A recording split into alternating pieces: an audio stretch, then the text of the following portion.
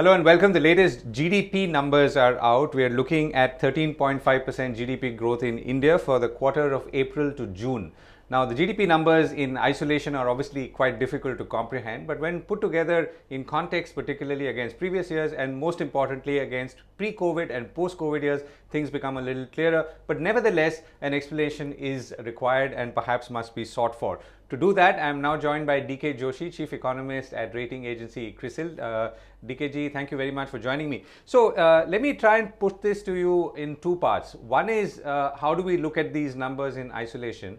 Second is how do we look at the overall economic output of India before we even start using percentages and where we are today versus where we were or where we could be? Well, I think the 13.5% growth that we got in the first quarter has to be looked at with respect to the fact that this was the first quarter in the last 3 fiscal years which was not functionally disrupted by COVID. So it allowed the contact-based services to rebound very sharply. So there was a base effect because the previous quarters, I think the last year, April to June, we had the Delta variant. Before that, it was the beginning of COVID. So this happened over a somewhat weaker base. So there was a base effect. And on top of that, I think we got a rebound in contact-based services, which were lying quite low and are still trailing the pre-pandemic levels. So that's one aspect.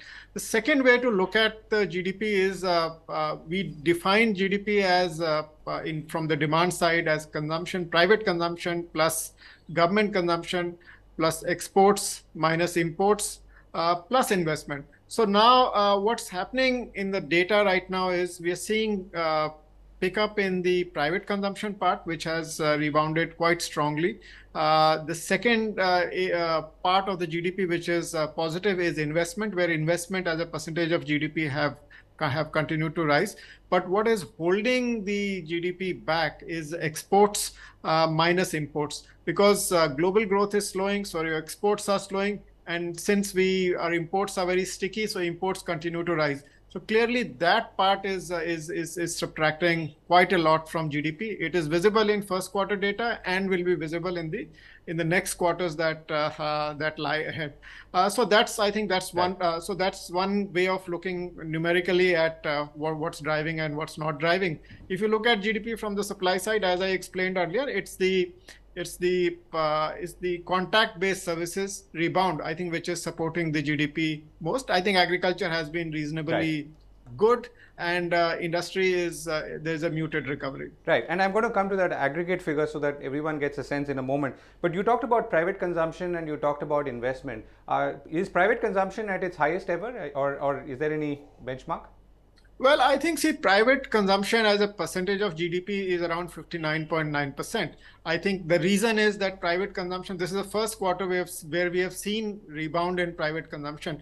Now, historically, if I take you back to the 50s, private consumption was 70-80% of the GDP, and it has gradually been coming down. And investments have become more stronger than private consumption. So in the 2 years of COVID, we got private consumption weakening, and the private consumption was the slowest to recover even in 21-22. So I think this is the first time in the last 3 years that private consumption has rebounded decisively at an aggregate level. And that's partly because a lot of contact-based services which were not being consumed earlier are being consumed now. So this is kind of a pent-up demand getting satisfied. Right. Okay. So let's look at the gross value add, if that's the right term. The total economic output, and then we can apply the percentages whichever way. So where does that stand if you were to look at it over a 5-year perspective? Well, I think if you another way to look at GDP is where you would have been and where you are. So if let's assume there was no COVID, then I think the GDP would have grown at a trend level, I think, which was around 6.5% per year. GDP today would have been about 10% higher than where it is. So you actually permanently lost about 10% of GDP. And that figure you cannot bridge until you grow extremely fast, which is 12-13% per annum for the next 3 to 4 years. So that I think that permanent loss stays with us at least Right. in the medium run. Right. So, and when you say 10%, you mean 10% of the total output, not a 10% growth.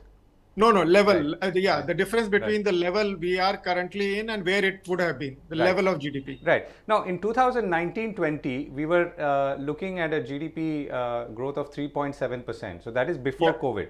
Now, yeah. was that figure an aberration, and how does that influence subsequent figures?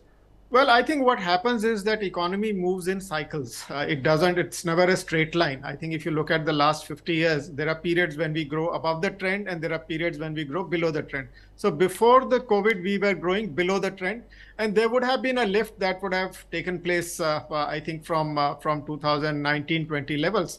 Now that got disrupted by COVID. So I think that brought the GDP much more down. So it in a way not only extended the down cycle, but it also made it very prominent. I mean, so prominent that the economy contracted by 6.6%. So here's another question. Now, if we were to look at, let's say, our overall economic performance, now there are some factors that traditionally and now hold growth back, and there are other factors that accelerate it. What are those factors today?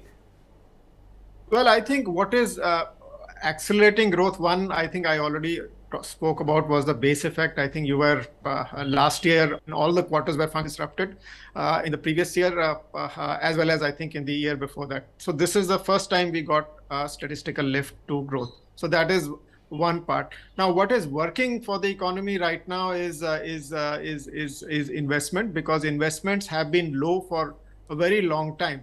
And RBI data also shows that capacity utilization is rising in the economy. So that prepares ground for revival of private investment. But I think there is other force, which is your economic uncertainty, which holds it back. So very muted increase in private investment. So government is doing the heavy lifting right now, and only the central government. State government investments are still 6% below what they were last year during the same quarter. So that I think, so overall the investment is helping going ahead. What's going to cloud the recovery is your external sector now. I think that is going to be a big challenge, because our exports are very sensitive to global demand, not so much sensitive to exchange rate. So depreciating rupee doesn't help much. So your exports will slow down, which was visible in the August data that came out on Saturday. The imports are sticky. We have no option but to import most of the stuff. So I think that is causing the trade deficit to go up, and as a consequence, it is becoming a challenge for the GDP. Now, so the demand, I think now on will have to be domestically driven. I mean, so that is that the external support for demand is dwindling. Right. So where does this all land? I mean, in a year's time, the external situation, as you said, is very tricky. We're going into winter. Energy prices are rising up. Most Western economies, particularly Europe, are already gearing up for some very tough times. Their interest rates are rising. All of that is going to affect capital flows, demand. So what is this? How is this going to influence us, and to what extent? Well, so I think I would not be so much concerned about this year's growth.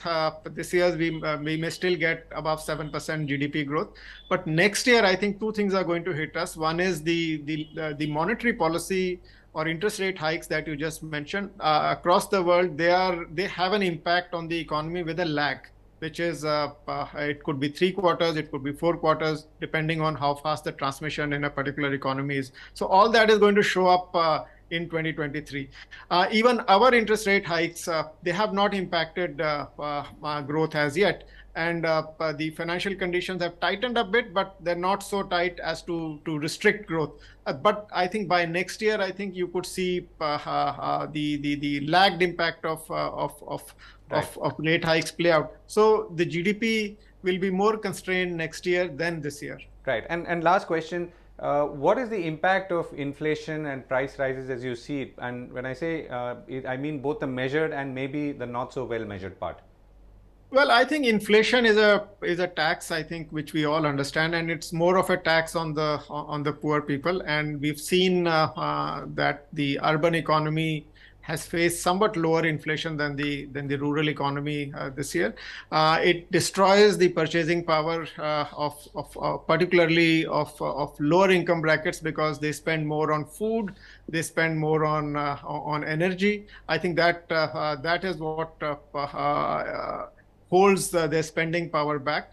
And I think this is reflected in the FMCG data that came out for the first quarter, where the volume growth was not so, but the value growth was good, because it was just the inflation that was driving the top lines of the companies. So and I think for an individual, it's not good news.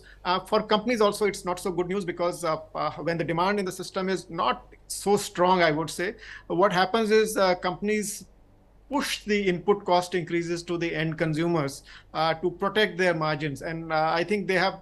So last quarter that has just gone by, what we found was that the margins of the company have come down despite pass through. So which means they have not been fully able to pass through. So it's a stress on the companies, as well as it's a stress on the on the individuals. And that is the reason why I think, despite the consumer confidence improving, I think RBI still puts it in the pessimistic zone. It's not completely recovered. And one of the reasons is, I think, behind that is higher than tolerable inflation. Right. DK Joshi, Chief Economist at CRISIL. Thank you so much for joining me.